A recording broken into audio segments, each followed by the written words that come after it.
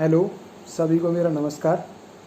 मैं डॉक्टर अमृत, व्याख्याता भूगोल, राजकीय उच्च माध्यमिक विद्यालय डोरावली, जिला करौली से। जैसा कि लॉकडाउन चल रहा है, बच्चों की एग्ज़ाम अभी बाकी हैं, तो मैंने 12वीं क्लास के भूगोल में एक टॉपिक है जनसंख्या का वितरण, घनत्व एवं वृद्धि, उसको थोड़ा सा तैयार किया है बच्चों के लिए और मेरी तरफ से एक छोटा सा प्रयास है। टॉपिक का नाम है जनसंख्या का वितरण, घनत्व एवं वृद्धि।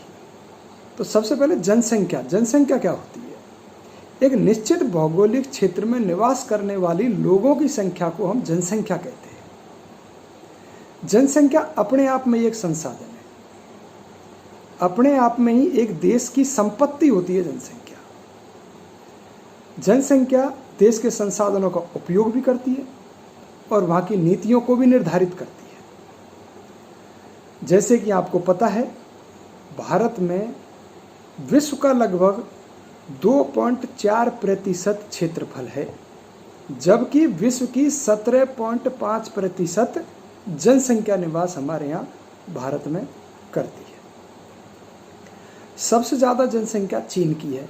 2011 के अनुसार हम आंकड़ों को देखें तो लगभग 135 करोड़ जनसंख्या चीन की है और उसके बाद में दूसरे नंबर पर भारत का आता है, जिसकी जनसंख्या लगभग 2011 के जनगणना के अनुसार 121 करोड़ जनसंख्या भारत में निवास करती है। भारत में सर्वाधिक जनसंख्या उत्तर प्रदेश में, दूसरे नंबर पर महाराष्ट्र में, तीसरे नंबर पर बिहार में और चौथे नंबर पर बंगाल में निवास करती है। जबकि यहाँ न्यूनतम जनसंख्या वाला जो राज्य है वो सिक्किम है और केंद्र शासित प्रदेश है वो लक्षद्वीप है। यह जनसंख्या के बारे में एक मोटी मोटी प्रस्ताव। जनसंख्या का वितरण भूपृष्ठ पर फैले हुए या लोगों की संख्या के वितरण को ही हम जनसंख्या का वितरण कहते हैं और हमारे यहाँ जनसंख्या का वितरण बड़ा ही असमान है। जैसे कि आपको पता है, वर्तमान में भारत में कुल 28 राज्य और 9 केंद्र शासित प्रदेश हैं। पहले 29 राज्य थे। जब से जम्मू कश्मीर को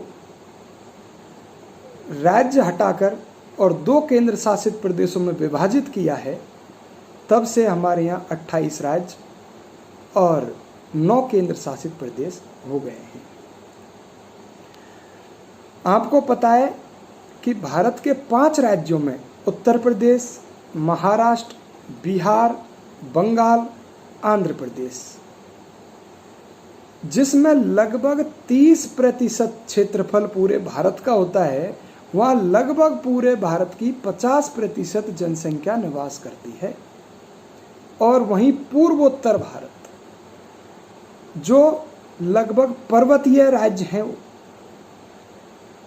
जिनमें 16% क्षेत्रफल पर मात्र 4% जनसंख्या निवास करती है। और एक और तथ्य है कि भारत की सर्वाधिक 42% जनसंख्या मैदानी क्षेत्र में निवास करती है। उसके बाद में पठारी क्षेत्र, उसके बाद में भारत के तटवर्ती क्षेत्र में भारत की जनसंख्या निवास करती है। भारत की जनसंख्या के वितरण को प्रभावित करने वाले अनेक कारक हैं कि कहाँ पे कितनी जनसंख्या पाई जाती है और क्यों पाई जाती है। तो कोई कारक उनके पीछे कार्य करते हैं, जिनको हम देखते हैं कौन कौन से हैं। नंबर 1, जलवायु, उच्चावच या धरातल, किसी भी स्थान की जलपूर्ति, खनिज संसाधन, परिवहन या यातायात की सुविधा, कहीं के सामाजिक कारक, कहीं के राजनीतिक और आर्थिक कारक भी जनसंख्या के वितरण को प्रभावित करते हैं। अब हम देखते हैं जलवायु जनसंख्या को कैसे प्रभावित करती है। सबसे पहले देखते हैं कि जलवायु होती क्या है। जलवायु है एक विशाल क्षेत्र में और एक दीर्घ समय अवधि मतलब कोई 30 या 35 साल से भी ज़्यादा, मतलब एक विशाल क्षेत्र में दीर्घ समय अवधि में वायुमंडल के मौसम की औसत दशाओं के योग को जलवायु कहा जाता है। और ये जो जलवायु है जनसंख्या के वितरण को, जनसंख्या के घनत्व को प्रभावित करने वाला सबसे प्रमुख कारक है। जहाँ पर अत्यधिक है, जैसे अत्यधिक शीत हो, अत्यधिक उष्ण हो, अत्यधिक आर्द्र हो, ऐसी जलवायु जहाँ अत्यधिक लगी हुई, अत्यधिक शीत, अत्यधिक उष्ण, अत्यधिक आर्द्र जलवायु में मानव निवास करना या उसकी आर्थिक क्रियाओं को करना एक अनुपयुक्त जलवायु के रूप में देखा जाता है। वहाँ पर कम जनसंख्या निवास करती है। जैसे हिमालय जैसे पर्वतों में, राजस्थान के शुष्क मरुस्थलीय क्षेत्र में और पूर्वी हिमालय क्षेत्र में ऐसी जलवायु होने के कारण वहाँ कम जनसंख्या निवास करती है। जहाँ की जलवायु अच्छी है, समशीतोष्ण है, मानसूनी जलवायु है, वहाँ ज़्यादा तापमान नहीं है, ज़्यादा बरसात नहीं है, वहाँ पर जनसंख्या अधिक निवास करती है। दूसरा, उच्चावच। धरातल की बनावट किस प्रकार से है, कितनी उबड़ खाबड़ है, कितना समतल है, वह भी एक किसी राज्य की उन्नति का एक कारक है। समतल मैदानों में, उपजाऊ मैदानों में रहने को लोग वरीयता देते हैं, जबकि उबड़ खाबड़ क्षेत्र यहाँ पर कम लोग रहते हैं। मैंने बताया जैसे कि उत्तरी भारत के मैदानी क्षेत्र में ही भारत की लगभग 42% जनसंख्या निवास करती है, क्योंकि वहाँ परिवहन की सुविधाएं हैं, आजीविका की सुविधाएं हैं, कृषि की सुविधाएं हैं, और मैदानी क्षेत्र में इसलिए अधिक जनसंख्या निवास करती है। और पर्वतीय क्षेत्रों में या उबड़ खाबड़ पठारी क्षेत्रों में वहाँ ये सुविधाओं की कमी होने के कारण वहाँ पर कम जनसंख्या निवास करती है। तीसरा, जलापूर्ति। मानव के जीवन के लिए सबसे अधिक जल की आपूर्ति आवश्यक है। तो जहाँ पर जल मीठा है, पीने योग्य है, वहाँ पर अधिक जनसंख्या निवास करती है। थोड़ा डिस्टरबेंस हो गया था, सॉरी, कोई आ गया था।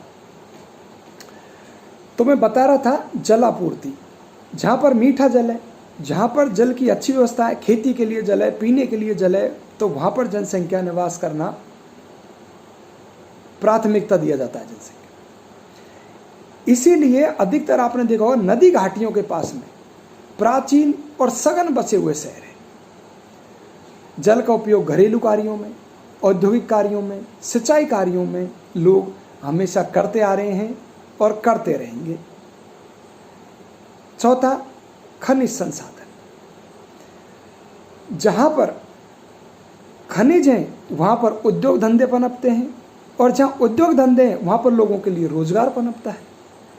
तो खनिजों से जो प्राथमिक उत्पाद होते हैं, उद्योगों में जाकर के कुछ वस्तुओं का निर्माण होता है जिन्हें हम द्वितीय उत्पाद कहते हैं, जिनसे लोगों को रोजगार उत्पन्न होता है। ऐसे क्षेत्रों में अधिक जनसंख्या का बसाव पाया जाता है।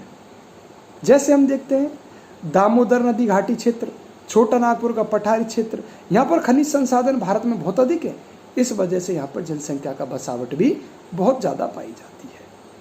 कुछ सामाजिक और सांस्कृतिक कारक भी हैं। कुछ धार्मिक क्षेत्र हैं, जैसे कोई मंदिर हो गया। सांस्कृतिक महत्व के कुछ स्थान हैं जहाँ पर लोग आकर्षित होते हैं, वहाँ पर लोग बसते हैं, जिस कारण से उस क्षेत्र में अधिक जनसंख्या का बसाव पाया जाता है। कुछ क्षेत्र राजनीतिक रूप से अस्थिर होते हैं, लड़ाई दंगे रोज होते रहते हैं। ऐसे क्षेत्रों में लोगों का बसावट होना एक नकारात्मक रूप में देखा जाता है, लोग वहाँ पर कम बसते हैं। आर्थिक कारक और राजनीतिक कारक, जैसे राजनीतिक उथल पुथल हो गई है, असंतोष हो गई है, असुरक्षा की भावना लोगों में पैदा हो गई है, तो फिर वो लोग वहाँ पर क्यों बसेंगे? वो कोई भी आदमी बसेगा अपने बच्चों को लेकर, अपने परिवार के साथ में, तो शांत क्षेत्र में बसेगा। वो वहाँ से जा कर के चला जाएगा, प्रवास कर जाएगा वहाँ से। जैसे जम्मू कश्मीर में देख लो आप, असम में देख लो आप, वहाँ पर आतंकवादी गतिविधियाँ पाई जाती हैं, नक्सलवादी गतिविधियाँ पाई जाती हैं। तो लोग वहाँ पर बसना पसंद नहीं करते हैं, इसलिए वहाँ पर थोड़ी जनसंख्या कम पाई जाती है और लोग वहाँ से दूसरी जगह जा कर के बसना पसंद करते हैं जो तुलनात्मक रूप से शांत क्षेत्र होते हैं। अब अगला है जनसंख्या का घनत्व। अब जनसंख्या घनत्व क्या होता है साहब? प्रति वर्ग किलोमीटर क्षेत्र में रहने वाले व्यक्तियों की संख्या का औसत को जनसंख्या घनत्व कहते हैं। इसमें एक वर्ग किलोमीटर क्षेत्र में कितने व्यक्ति रहते हैं, इसका जो औसत निकल के आता है, इसे हम जनसंख्या का घनत्व कहते हैं। अब जनसंख्या के वितरण को जनसंख्या के घनत्व से समझना और आसान है। वर्तमान में 2011 की जनगणना के अनुसार भारत में 382 व्यक्ति प्रति वर्ग किलोमीटर यहाँ का जनसंख्या घनत्व है। अगर पूरे एशिया की दृष्टि से हम देखें तो सबसे ज़्यादा जनसंख्या का घनत्व बांग्लादेश का है, जो लगभग 849 व्यक्ति प्रति वर्ग किलोमीटर क्षेत्र में निवास करते हैं। उसके बाद में भारत का दूसरा स्थान हमारे यहाँ पे आता है।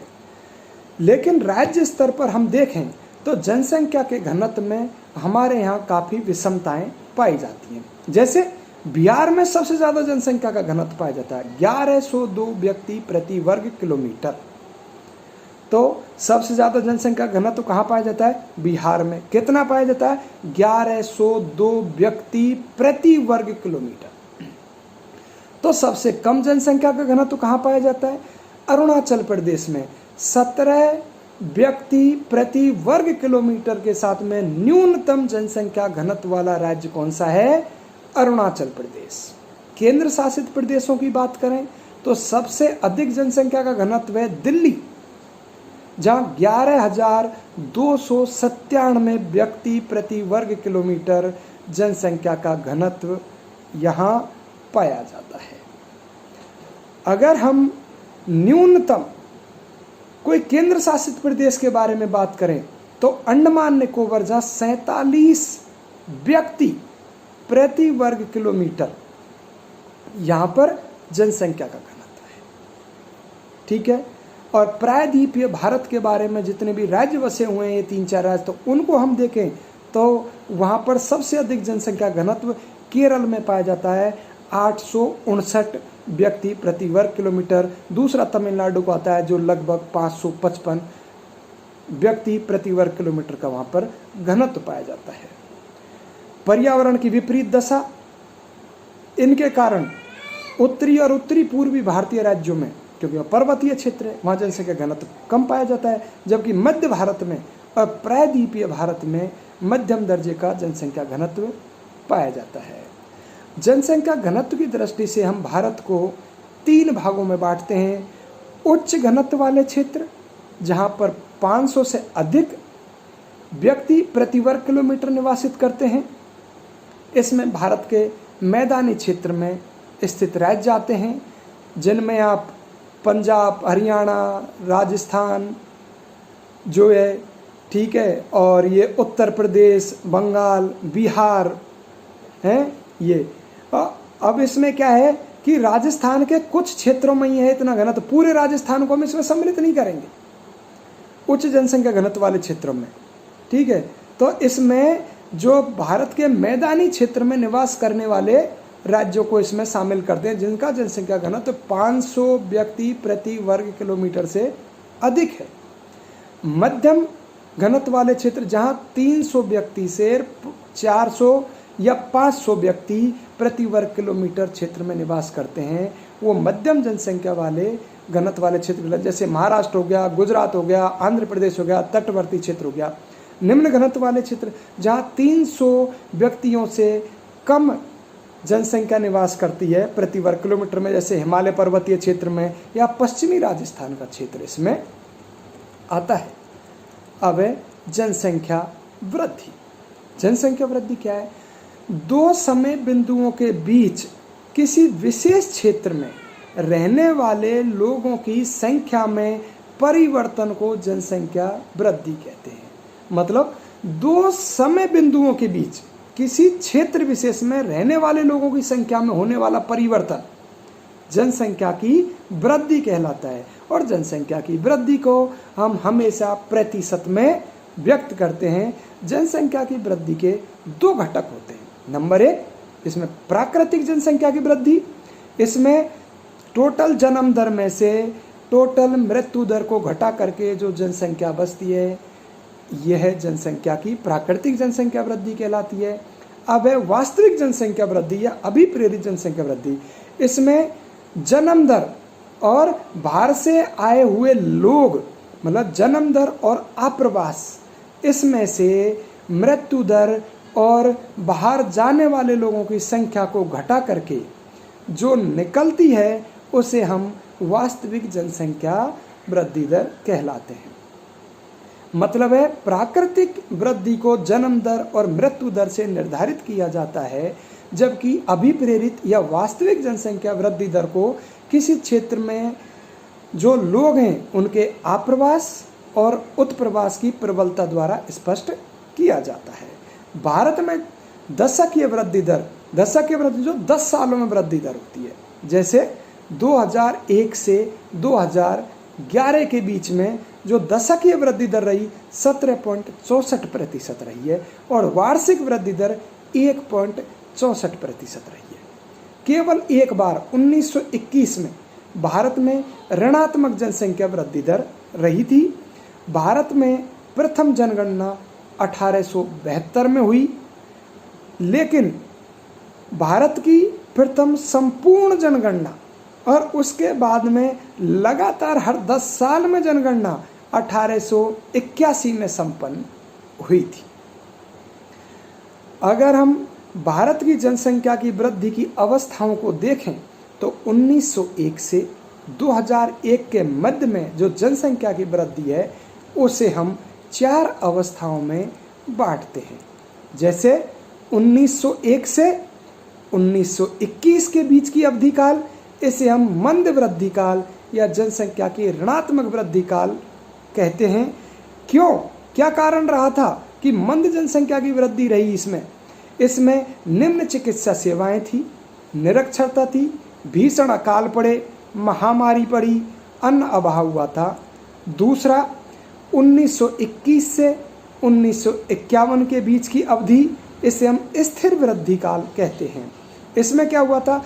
1921 को भारतीय जनसंख्या के विकास में एक महान जनांकीय विभाजन कहा जाता है।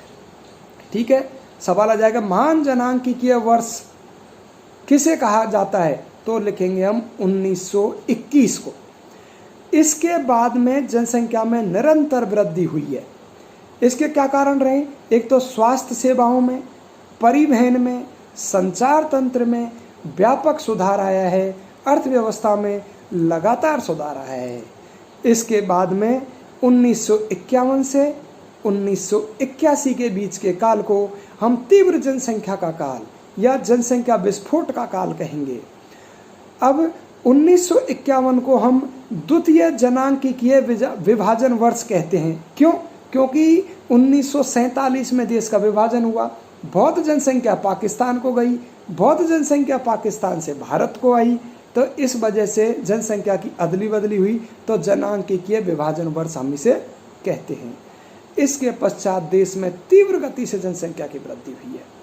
1961 से 1971 के बीच में ये जो 10 साल की अवधि थी, इसमें सर्वाधिक वृद्धि हुई। 24.8% की जनसंख्या की वृद्धि इस काल में हुई। इस बीच में जनसंख्या की वृद्धि होने के कारण क्या रहे थे? कारण ये रहे थे, एक तो देश के विकास कार्यों में व्यापक सुधार हुआ, अर्थव्यवस्था में व्यापक सुधार हुआ, और तिब्बत से, बांग्लादेश से, नेपाल से, इन देशों से भारत में व्यापक रूप में लोग भारत में प्रवास करने के लिए आए थे। इसके बाद में चौथी अवस्था 1981 से 2001 के बीच का काल, इसमें घटती दर से जनसंख्या में वृद्धि का काल है। मतलब जनसंख्या की वृद्धि तो हो रही है लेकिन इतनी नहीं हो रही, इसमें वृद्धि दर घटती चली जा रही है। अब ऐसा क्यों हुआ? क्योंकि इसमें एक तो विवाह की आयु में वृद्धि कर दी गई। पहले जो बालपन में शादी हो जाती थी, अब लड़की की 18 साल में, लड़के की 21 साल में शादी होने लगी। स्त्री शिक्षा का प्रसार होने लगा, जीवन स्तर लोगों का उच्च हो गया। इस प्रकार से हमने ये 4 काल देखे। 1901 से 1921 के बीच में मंद वृद्धि का काल, 1921 से 1951 में स्थिर वृद्धि का काल, 1951 से 1981 के बीच में तीव्र जनसंख्या वृद्धि का काल, और 1981 से 2011 के बीच में घटती दर से जनसंख्या में वृद्धि का काल। जनसंख्या वृद्धि का अब स्थानिक प्रतिरूप कैसे है? मतलब हमने देखा कि 2001 से 2011 के बीच में छत्तीसगढ़ में, तमिलनाडु में, पांडिचेरी में, इनमें जनसंख्या की वृद्धि दर में वृद्धि तेज गति से हुई है, जबकि शेष राज्यों में और केंद्र शासित प्रदेशों में दशकीय वृद्धि दर में गिरावट आई है। न्यून ह्रास आंध्र प्रदेश में हुआ है, मतलब कम जनसंख्या की ह्रास इसमें हुआ है, और अधिकतम महाराष्ट्र में दर्ज हुआ है। अगर प्रतिशत की दृष्टि से हम सर्वाधिक गिरावट दर्ज करने वाले राज्यों को देखें तो सर्वाधिक जनसंख्या वृद्धि में गिरावट नागालैंड में हुई है, फिर सिक्किम में हुई है। अब है भारत में अधिक जनसंख्या वृद्धि के कारण। भारत में अधिक जनसंख्या वृद्धि के कारण अनेक हैं।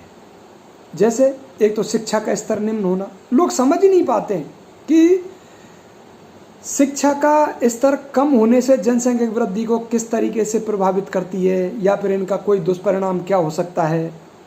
स्त्रियों का साक्षरता अनुपात पुरुषों से कम होना, समाज में हो या परिवार में हो, स्त्रियों की जनसंख्या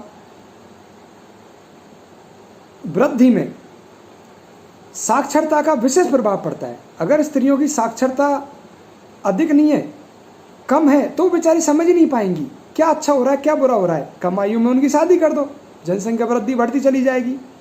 परंपरागत रूढ़िवादी समाज का होना, जिसमें समाज है जो ये तो बच्चे तो भगवान की देन है, हमारा इसमें कुछ भी नहीं है, प्रकृति के खिलाफ कुछ भी, कोई गर्भ निरोधक उपायों को ये लोग बिल्कुल करने में कोई विश्वास नहीं करते और बच्चे पैदा करते ही चले जाते हैं। भारत में संयुक्त परिवार की प्रथा का होना, जिसमें बच्चे भरण पोषण करने का दायित्व पूरे परिवार का होता है, और बच्चा पैदा करने के में उनको पालन पोषण में कोई समस्या आती है नहीं, क्यों संयुक्त परिवार में कोई भी बच्चों को रख लेगा। इस वजह से ये क्या है कि अधिक बच्चे पैदा करने चले जाते हैं। समाज में स्त्रियों का सम्मान कम होना, इसलिए भी समाज में स्त्रियों का सम्मान कम है, तो इस वजह से उनमें क्या जागरूकता कम है, शिक्षा का अभाव है, इस वजह से भी जनसंख्या की वृद्धि हमारे यहाँ अधिक होती है। भारतीय समाज एक ग्रामीण समाज है, इस वजह भी जनसंख्या की वृद्धि अधिक होती है, क्योंकि समझदारी की बेहद कमी है। हम देखेंगे भारत की कुल जनसंख्या का 68.84% जनसंख्या गांवों में निवास करती है और 31.16% जनसंख्या नगरों में निवास करते हैं। गांवों के लोग परंपराओं में, रूढ़ियों में बंधे पड़े हैं, संयुक्त परिवार से संबंधित रहने के कारण कम आयु में शादी कर देते हैं, परिवार नियोजन की विधियों को नहीं अपनाते हैं, इनमें कोई रुचि नहीं लेते हैं, इसलिए गाँव में अधिकतर जो जन्म दर है वह काफ़ी ऊंची रहती है। अब जनसंख्या की वृद्धि के सामाजिक आर्थिक क्या प्रभाव है? एक तो जनसंख्या की अधिक वृद्धि होने से देश का आर्थिक विकास सीमित होता है, संसाधन और जनसंख्या में असंतुलन उत्पन्न होता है, इसलिए क्या है कि देश में आर्थिक वृद्धि, आर्थिक विकास तेज नहीं हो पाता है। अधिक जनसंख्या होने के कारण सरकार द्वारा चलाई गई योजनाओं का लाभ ग्रामीण स्तर पर नहीं पहुंच पाता है। बेरोजगारी बहुत अधिक फैल जाती है, क्योंकि सरकार इतना जनसंख्या की वृद्धि जितनी होती है उतना रोजगार ये नहीं दे पाते हैं। बेरोजगारी के कारण गांव से शहरों की ओर पलायन बहुत ज़्यादा बढ़ जाता है और आवास की समस्या पैदा हो जाती है, खाने की समस्या पैदा हो जाती है, जल आपूर्ति की समस्या पैदा हो जाती है, पारिस्थितिकी असंतुलन पैदा होता है, क्योंकि पर्यावरण प्रदूषण और वृक्षों की कटाई, हर जगह प्रदूषण आदि चीज़ों को बढ़ावा मिलता है। और पर्यावरण प्रदूषण का बढ़ना, ये इतने सारे जो ये फैक्टर हैं, ये कारक हैं जो देश के विकास को सीमित कर रहे हैं, ये सब जनसंख्या वृद्धि के परिणाम हैं। अब है जनसंख्या वृद्धि को नियंत्रित करने के उपाय। जनसंख्या वृद्धि को हम किस प्रकार से नियंत्रण कर सकते हैं? एक तो विवाह की आयु में वृद्धि कर दो, सीधी सीधी बात है। विवाहिक आयु में वृद्धि कर दो। दूसरा, स्त्री शिक्षा में वृद्धि करो, लड़कियों को पढ़ाओ, पढ़ी लिखी बहू लाओ तो उसको पता लग जाएगा क्या अच्छा है क्या बुरा है। दूसरा, उत्पादन में वृद्धि करो। उत्पादन में वृद्धि से क्या होगा? उत्पादन वृद्धि से ये होगा, सभी लोगों को अच्छी अच्छी चीज़ों का सभी घरों में प्रवेश होगा, जीवन स्तर उनका अच्छा होगा, चीज़ें उपलब्ध होंगी, जीवन स्तर उच्च होगा। अनेक योजनाओं का निर्माण करें गवर्नमेंट और उनको जनसंख्या नियंत्रण से संबंधित योजनाएं गांव में पहुंचाई जाएं। परिवार कल्याण कार्यक्रमों का विस्तार करें और कुछ नई परंपराओं को अपनाएं। ठीक है। स्त्रियों की समाज में उचित भागीदारी तय करें, शिक्षा का विस्तार करके ताकि जागरूकता आ जाए। धर्म की अंधी सीमाओं से बाहर निकलें, वैज्ञानिक और तार्किक दृष्टिकोण अपनाएं, लड़का लड़की के अंतर को मिटा करके और एक नए समाज का निर्माण करें और जनसंख्या की वृद्धि को रोकें। इस चीज़ को समझने की ज़रूरत है कि जो आता है उसकी मृत्यु निश्चित है, उसका मरना तय है और इस मानसिकता से उभरें कि एक बच्चे का क्या भरोसा, 2 बेटे तो निश्चित रूप से होनी चाहिए, या फिर लड़कों की चाहत में लड़कियां पैदा करते चले जाते हैं। इस मानसिकता को बदलें, बेटा बेटी एक समान, इस चीज़ को ध्यान में रखें। इस प्रकार से हम जनसंख्या को नियंत्रण करें, देश के विकास में भागीदारी बढ़ावें और जितने भी लोग हैं वो एक उच्च जीवन स्तर जिएं, अच्छे से जिएं, अच्छे से खाएं, अच्छे से अपना जीवन स्तर उच्च करके रहें और जनसंख्या वृद्धि बढ़ाने में ध्यान ना दें। इस प्रकार से मेरी तरफ से ये एक छोटा सा प्रयास था। Thank you.